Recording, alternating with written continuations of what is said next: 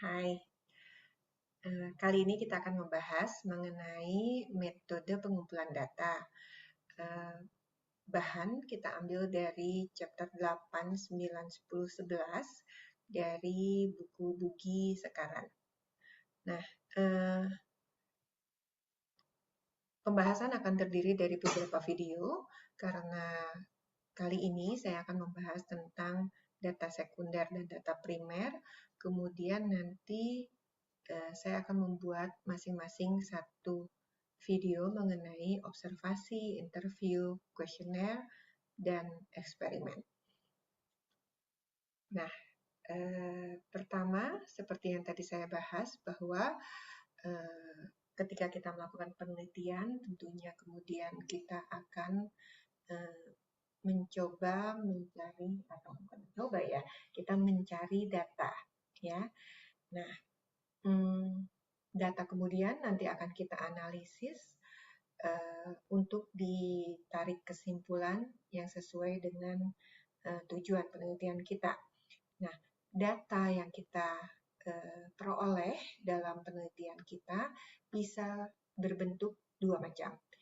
Yang pertama adalah data sekunder dan yang kedua adalah data primer. Lucu juga ya, harusnya primer dulu baru sekunder. Tapi saya memilih untuk membahas data sekunder dulu. Apa itu data sekunder?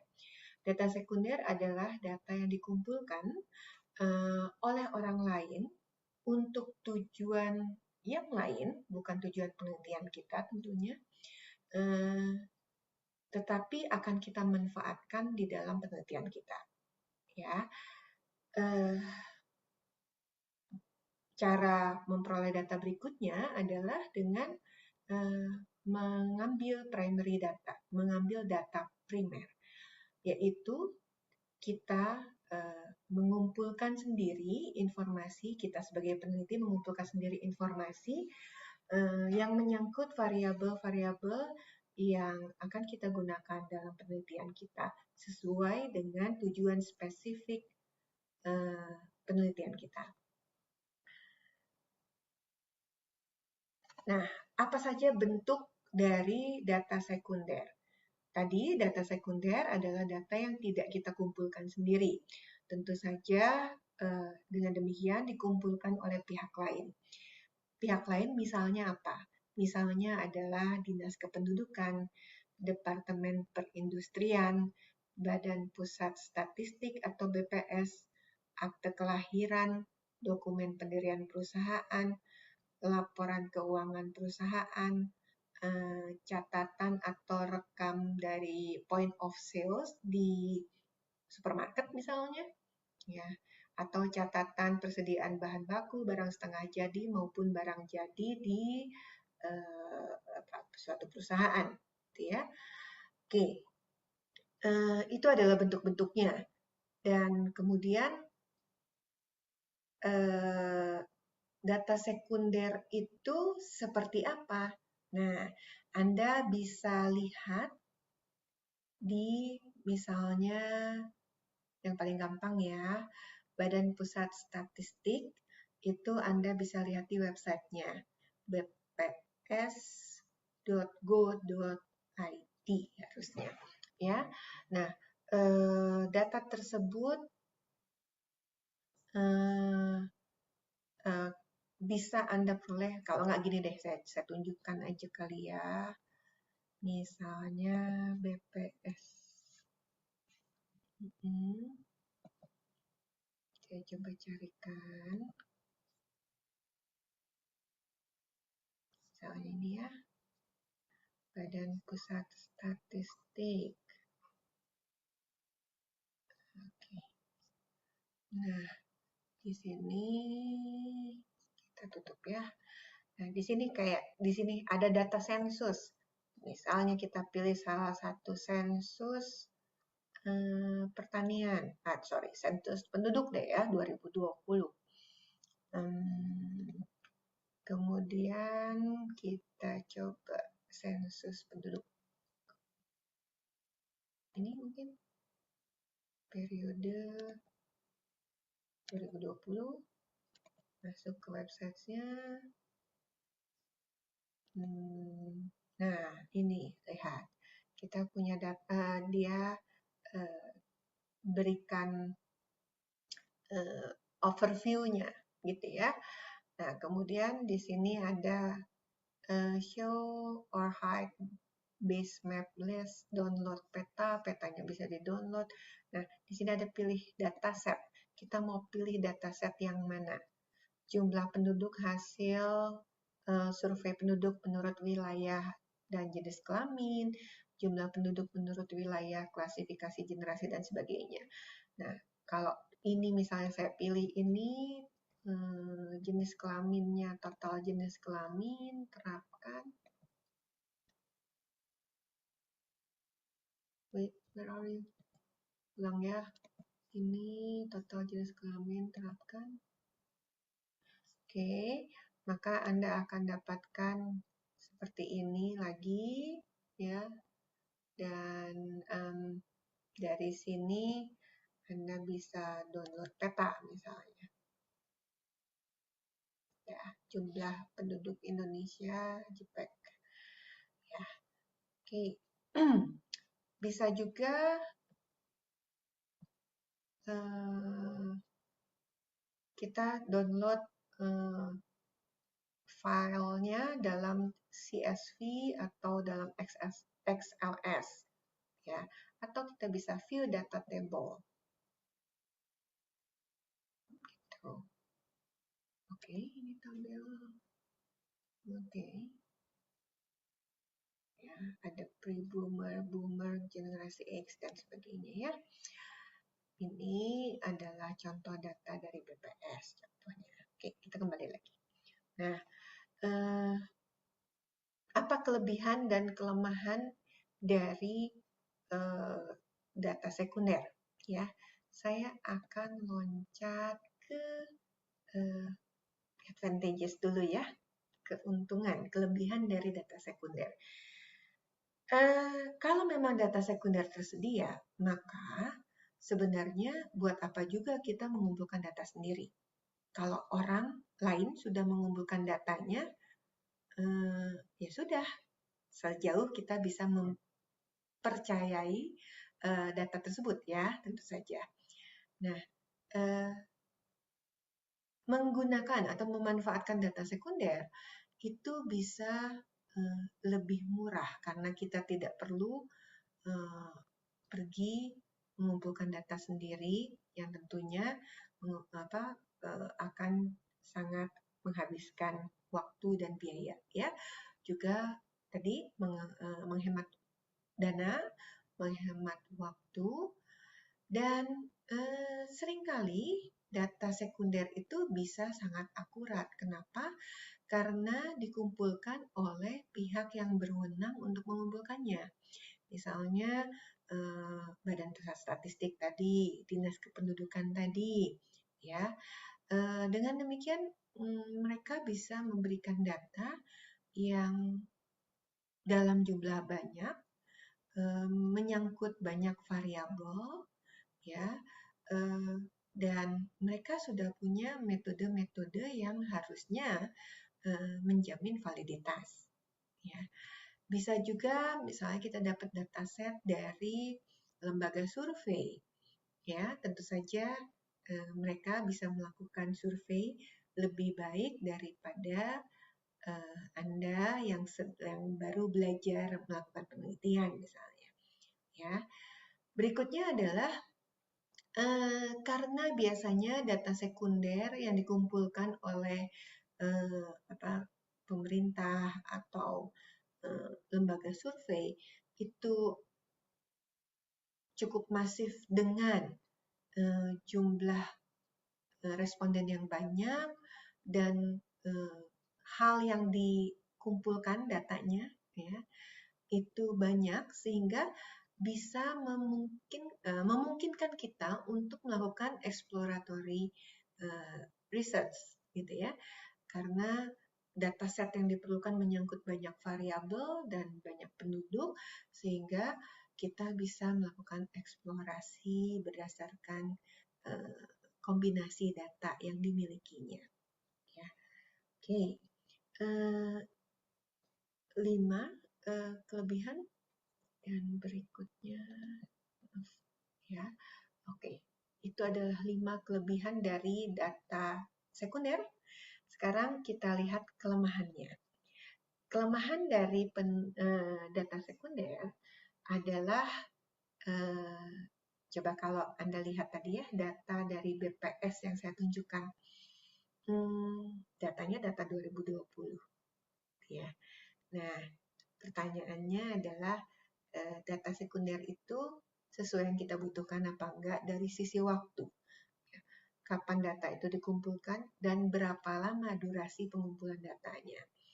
Nah, jadi bisa jadi data yang tersedia itu bisa saja sudah outdated sehingga bukan seperti yang Anda inginkan, atau pengumpulan datanya tidak dilakukan cukup panjang durasinya sehingga kita tidak bisa melihat trennya, ya, terutama ya untuk penelitian yang sifatnya time series ya. Oke, berikutnya adalah masalah kedua dari secondary data, apakah data itu cukup lengkap untuk kita, ya. Kalau kita lihat data Badan Pusat Statistik, seringkali kita temukan ada missing value istilahnya, atau missing information dari observasi-observasi tertentu atau dari responden tertentu, gitu ya. Berikutnya adalah tentu saja missing value itu atau missing information itu perlu kita deteksi dan kemudian kalau bisa dikoreksi, ya, sehingga mengurangi bias dari analisa kita. Semakin banyak missing value tentu saja akan memungkinkan analisa yang bias, ya, yang lebih besar, ya, biasnya lebih besar, ya. Nah, masalah ketiga yaitu apakah ada kebingungan yang ditimbulkan dari dataset yang kita peroleh dari pihak lain tersebut. Apakah mengenai bias di sample selection misalnya, betulkah mereka memilih atau menyeleksi sampelnya dengan baik, gitu ya, dengan sesuai dengan apa yang kita harapkan dalam penelitian kita, gitu ya. Kemudian yang kedua adalah apakah source choice bias muncul juga. Misalnya sensus kependudukan, betulkah dari setiap rumah yang disensus, ya, data diperoleh dari pihak yang memang bisa menjawab, gitu ya. Misalnya kalau misalnya datang ke rumah saya, misalnya ketemunya sama pembantu saya, bisa aja dia memberikan informasi yang kurang tepat karena dia kurang tahu tentang apa yang sesungguhnya, gitu ya. Yang ketiga adalah muncul masalah kalau penelitian kita harapannya adalah time series, kemudian dataset yang kita peroleh mengandung data dari observasi atau responden yang drop out gitu ya, kok drop off, drop out ya. Jadi bisa saja misalnya time series dalam bulanan, bisa saja bulan pertama ada 100 orang, bulan kedua tinggal 97 atau 98, nanti bulan ketiga berkurang lagi gitu, bisa jadi ya. Dengan demikian data yang kita bisa analisis menjadi terbatas, gitu ya. Oke. Nah, itu limitasi yang ketiga. Limitasi berikutnya adalah kadang-kadang kita juga perlu memperhitungkan apakah dataset yang kita peroleh itu konsisten atau cukup reliable, gitu ya. Apakah tadi ada variabel yang drop out, bukan aja orangnya yang drop out ya, tetapi bisa aja ada variabel yang sebelumnya diambil datanya, tapi kemudian pada periode berikutnya tidak lagi diambil. Atau ada, ya bisa saja ada kemungkinan ada variabel yang di awal-awal pengambilan data tidak diambil, tapi pada pengambilan data ke 3, 4, 5, dan selanjutnya jadi diambil, ditambahkan gitu ya.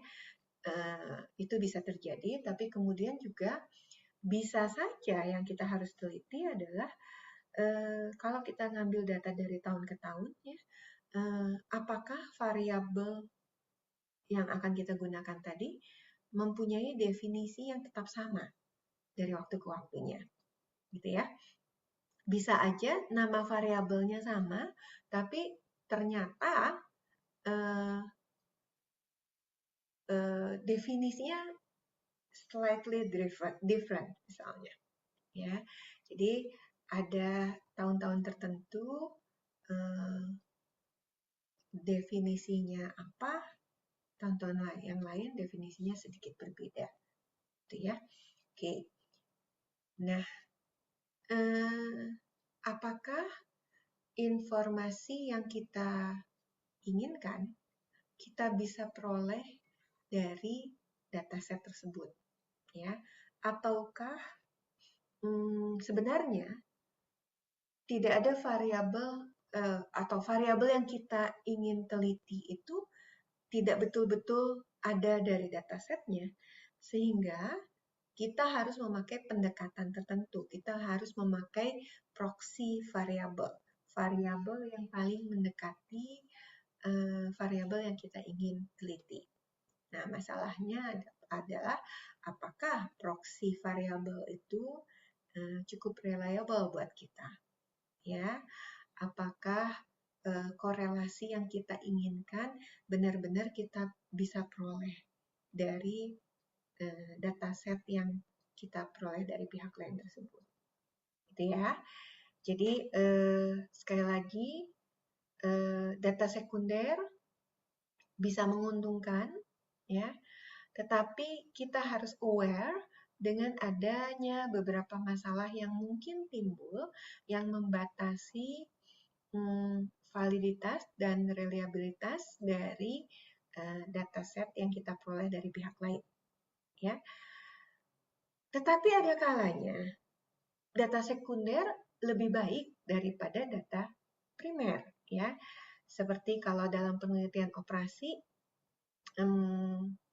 data mengenai persediaan, ya, mungkin akan lebih baik diperoleh dari catatan gudang, ya, dari kartu gudangnya misalnya. Daripada kalau si peneliti sendiri, Anda sebagai peneliti yang mau skripsi, mengumpulkan data sendiri.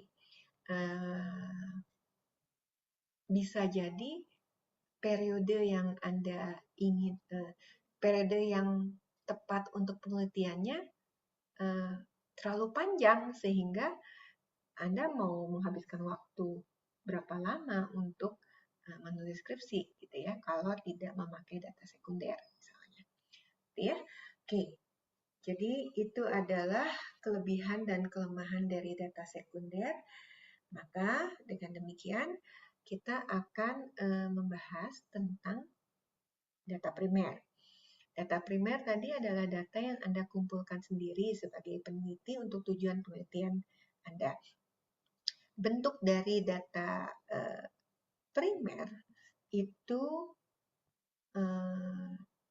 bisa diperoleh dari, pertama dari interview, ya. Jadi Anda mewawancara. Wawancara itu bisa secara personal, 1 lawan 1, bisa wawancara grup, ya, Anda mewawancarai grup. Yang kedua adalah observasi, ya. Observasi adalah Anda mengamati, merekam, dan kemudian tentu saja melakukan analisis dan interpretasi dari apa? Perilaku, tindakan, atau kejadian-kejadian tertentu. Pengumpulan data primer juga bisa diperoleh dari mengumpulkan informasi melalui kuesioner. Ya, kuesioner tentu saja adalah pertanyaan-pertanyaan tertulis yang kita sampaikan kepada responden untuk dijawab. Ya, tentu dari situ kita akan melakukan seperti yang Anda pelajari sebelumnya, yaitu operasionalisasi variabel dan menyusun item-item pernyataan atau pertanyaan dari kuesioner Anda. Gitu ya. Nah, jadi kalau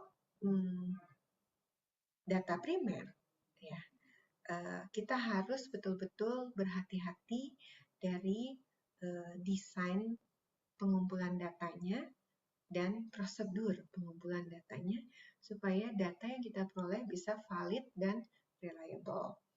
Gitu ya. Nah, maka pengumpulan data kita itu akan bergantung pada beberapa hal. Maaf ya, tulisannya tertutup sedikit oleh saya. Tadi saya sudah bahas bahwa kapan kita menggunakan data primer atau sekunder itu tergantung pada tujuan penelitian kita dan sebenarnya data apa yang kita butuhkan untuk mencapai tujuan penelitian tersebut. Ya. Yang kedua adalah apakah kita punya fasilitasnya untuk mengumpulkan data primer atau tidak. Ya. Yang ketiga adalah derajat keakuratan yang dibutuhkan dari penelitian tersebut. Kemudian yang keempat adalah tipe data yang dibutuhkan. Yang kelima adalah waktu yang tersedia untuk penelitiannya. Yang keenam adalah keahlian dari reviewernya, ya, dari sebenarnya bukan reviewernya ya, dari pengumpul datanya, gitu ya, keahlian dari pengumpulan datanya dan kemudian biaya dan sumber daya yang bisa disediakan untuk pengumpulan datanya, ya, pada proses pengumpulan datanya. Gitu ya. Nah, kalau kita bicara soal mengumpulkan data atau memperoleh data primer, selain tadi bisa dengan 3 cara tadi, tetapi juga kita harus sadari data yang kita kumpulkan adalah data yang kayak apa, gitu ya. Nah, penelitian itu seperti yang Anda ketahui bisa merupakan penelitian survei atau penelitian non-survei. Apa itu penelitian survei? Penelitian survei adalah penelitian yang datanya dikumpulkan dari sampel atas suatu populasi tertentu. Ya, untuk tentu saja sampel itu akan mewakili populasinya. Nah, dengan demikian penelitian survei biasanya datanya dikumpulkan dengan interview atau dengan kuesioner. Ya, jadi ada 3 ciri penelitian survei. Yang pertama, data diambil dari sampel atas suatu populasi. Yang kedua adalah pengumpulan data akan menggunakan interview atau kuesioner. Dan biasanya unit analisisnya merupakan individu. Gitu ya. Yang dianalisis adalah individu. Oke. Nah, bagaimana dengan pengumpulan data untuk penelitian non-survei? Penelitian non-survei adalah penelitian yang pengambilan datanya menggunakan eksperimen, observasi, etnografis atau etnometodologi, studi dokumen, simulasi atau permainan. Ya. Nah, penelitian non-survei itu biasanya dilakukan dalam artificial environment, ya, dalam lingkungan yang sifatnya artificial, di mana peneliti memanipulasi independent variable, ya, dan mengontrol kondisi-kondisi tertentu, ya.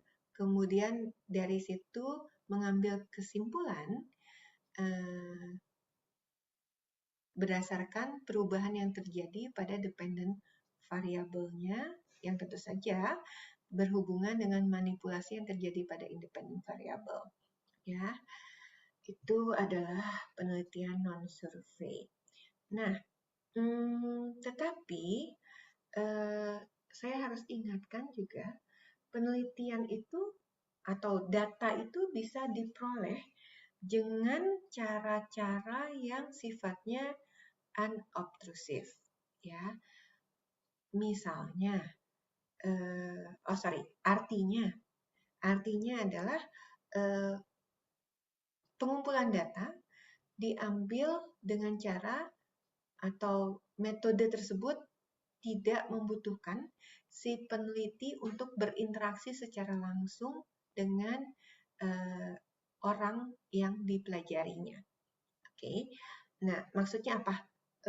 Maksudnya adalah si orang yang dipelajarinya itu bahkan bisa tidak tahu, gitu ya, atau prinsipnya tidak mengganggu, gitu ya. Misalnya penelitian yang menyangkut internet clickstream untuk mengetahui perilaku atau untuk mengantisipasi perilaku customer, ya, atau customer responses, respon customer terhadap marketing activities tertentu. Unobtrusive bisa juga diperoleh dengan mengumpulkan data point of sale,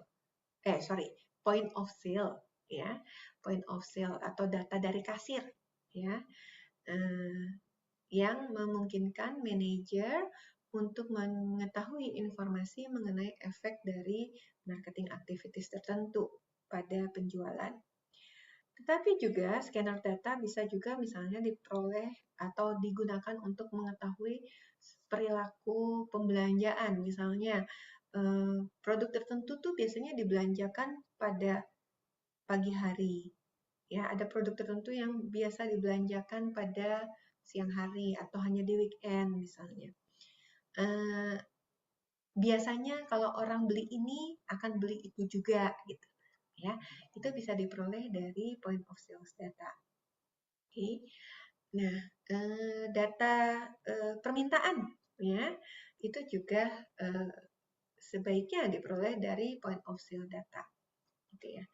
Nah, bisa juga dilihat dari fisik dari sebuah fasilitas umum atau misalnya dari perpustakaan misalnya. Buku yang populer adalah buku yang paling rusak, ya. Jadi paling sering digunakan maka akan ditandai dengan bukunya mungkin halamannya sudah keriting gitu ya, dan ada yang sobek dan sebagainya. Itu menandakan bukunya sering dipinjam atau sering digunakan.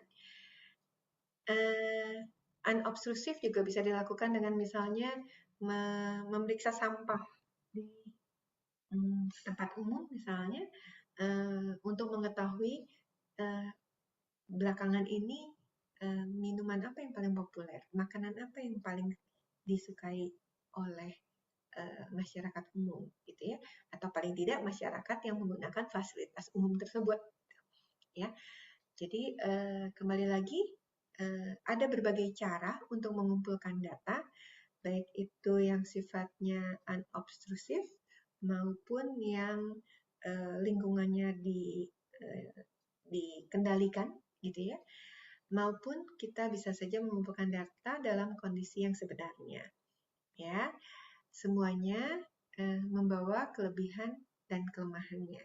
Nah, sekarang coba Anda pikirkan kelebihan dan kelemahan dari pengambilan data primer apa ya, gitu ya.